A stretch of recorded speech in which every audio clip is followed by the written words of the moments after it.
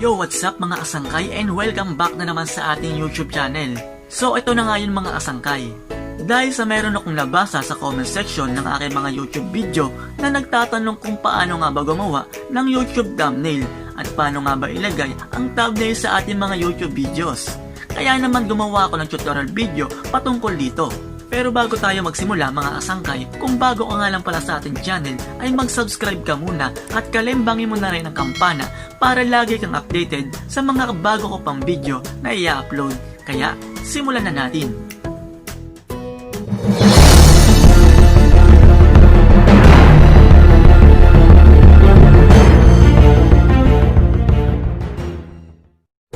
Paano nga ba gumawa ng thumbnail? So sa una mga kasangkay, mag-download lang muna tayo ng application ng ating picsart or anything photo editor application.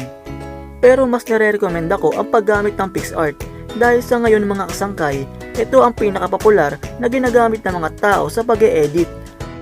Pero bago tayo dumako sa ating picsart, pumunta muna tayo sa ating Google Chrome at i-search lang natin ang Remove VG. Dito ay i-remove natin ang background ng ating gagamitin na picture para sa ating YouTube thumbnail. Dahil sa loob lamang ng 5 segundo, gamit ang website na to, ay matatanggal na natin ang background ng ating picture. At yan na nga mga kasangkay, natanggal na natin ang background ng ating picture. After nyan, then kuha na rin tayo dito sa Google ng gagamitin nating background ng ating thumbnail. I-type lang natin sa search bar mga kasangkay ang color background. At kahit anong background ay pwedeng nyong gamitin para sa pagpapaganda ng ating thumbnail. At kapag nakapili na kayo ng gagamitin yung background, ay isave nyo lang. So ayun na nga mga kasangkay, after natin ma-remove ang background ng ating picture at makakuha ng background na ating gagamitin, punta na tayo ngayon sa ating picsart. Tapos dito ngayon naman mga kasangkay, pwede rin tayong kumuha ng background na pwede natin gamitin na sinasuggest ni picsart.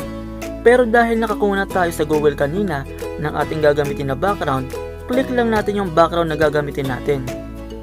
Then, dito rin nga pala mga kasangkay sa picsart, pwede rin naman kayo dito mag-remove ng background ng ating mga picture sa pamamagitan ng cutout.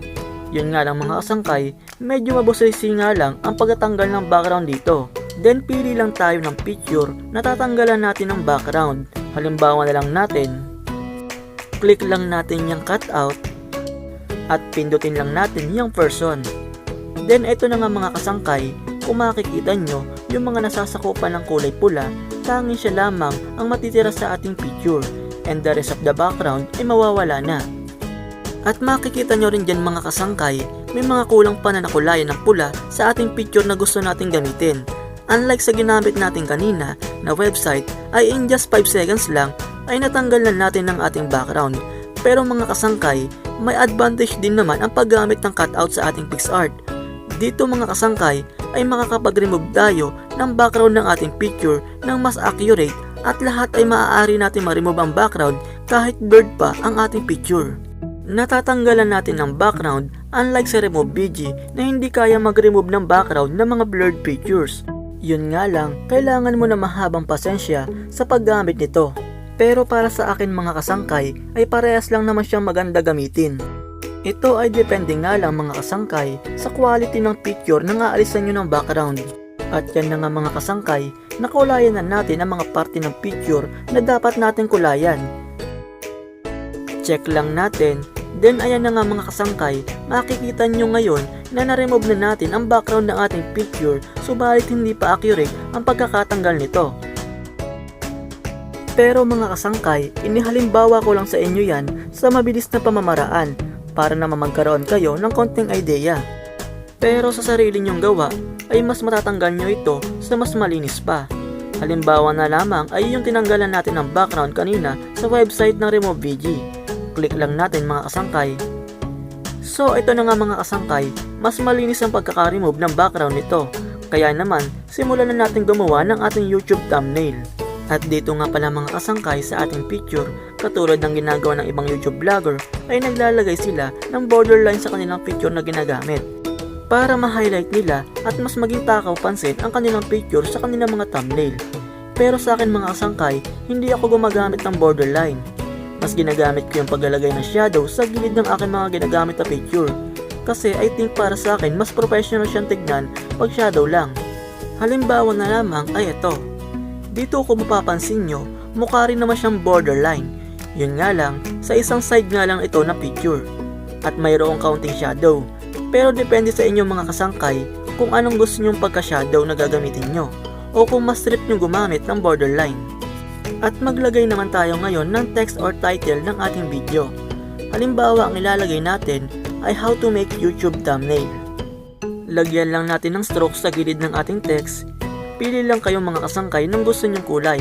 Basta wag lang parehas yung color ng text at stroke nito. I-zoom lang natin. Then after nyan mga kasangkay, pwede nyo na ngayon lagyan ng mga design ang inyong thumbnail. At ito ay depende kung saan nga ba patungkol ang video nyo. Halimbawa na lamang yan ay sa akin. Dahil how to make YouTube thumbnail ang title ko, kaya naman ang ilalagay ko dito ay about sa thumbnail, tulad nito. At yan na nga mga kasangkay, tapos na ang ating simpleng YouTube thumbnail. Then, mag-download lang tayo ng photo and picture resizer. Dahil may standard size na hinihingi si YouTube ng gagawin nating thumbnail. At kapag nakapag-download na kayo, click lang natin ang photo and picture resizer. Then, click the select photo. Piliin lang natin yung thumbnail na ginawa natin. Then, click the resizer. At dyan na nga, pindutin lang natin yung custom na nasa ibaba. At ilagay natin sa width ay 1280 at sa height naman ay 720.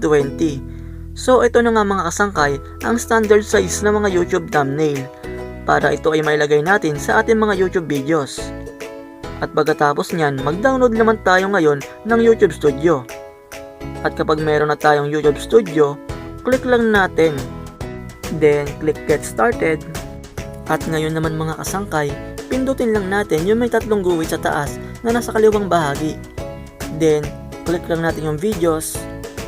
Then, dyan naman mga kasangkay, click lang natin yung video na lalagyan natin ng ginawa nating thumbnail. Click lang natin yung lapis na nasa itaas. Then, may lapis ulit sa kaliwa, pindutin lang ulit natin mga kasangkay. At dito mga kasangkay, ay mailalagay na natin ang ating YouTube thumbnail. Click lang natin yung custom thumbnail.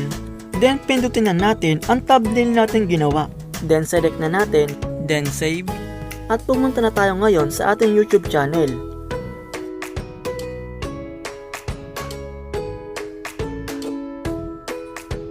At yan na nga mga kasangkay, mayroon na tayo ngayong thumbnail sa ating YouTube video. At inaasahan ko mga kasangkay na makakagawa pa kayo na hinggit na mas maganda pa sa aking ginawang YouTube thumbnail. Dahil ang ating thumbnail mga kasangkay, ito ang unang makikita ng ating mga viewers na kung maganda at kaakit-akit ang ginawa nating thumbnail at professional ang pagkakagawa dito ay siguradong mapapaklik sila at isa na rin sila sa mga may tsansang maging organic subscribers mo. Kaya naman payo ko sa inyo mga kasangkay ay kung gagawa na lamang din kayo ng inyong thumbnail ay bigyan nyo ito ng effort at time para mapaganda nyo pa ito dahil sa ito ang unang makikita ng ating mga viewers bago nila pindutin ito at kanilang panoorin. At dito na nagtatapos ang ating tutorial video sa araw na ito. Kung may mga katanungan kayo about sa ating tutorial video ngayon at gusto nyo mag-suggest ng tutorial na gusto nyo matutunan at malaman ay mag-iwan lamang kayo ng comment sa ibaba para sa susunod ay magawan ko ito ng video. At sa tutorial natin ngayon mga kasangkay ay subukan natin higatan ang 100 likes sa ating video. At kung gusto mo pang matuto at magkaroon ng kaalaman about sa YouTube ay huwag mo kalimutang mag-subscribe at kalimbangin na rin ang kampana para lagi kang updated sa mga bago ko pang video na i-upload. Dumako naman tayo ngayon sa ating pa-shoutout. Thank you so much for watching!